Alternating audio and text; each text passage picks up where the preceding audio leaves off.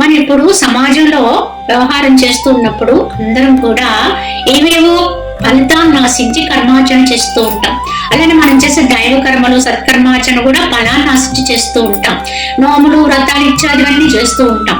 కానీ ప్రతిదానికి ఫలాన్ని ఆశిస్తాం.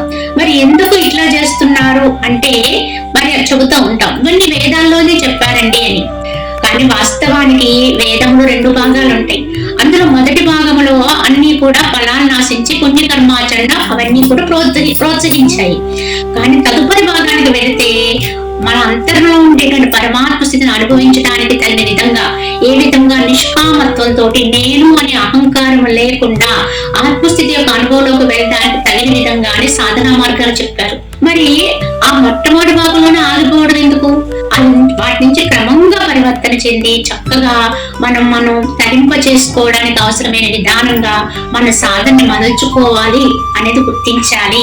ఏదైనా నిష్కామత్వంతో జరుగుతుంది అనేది భగవాన్ యొక్క బోధ. హరి ఓం తత్సత్.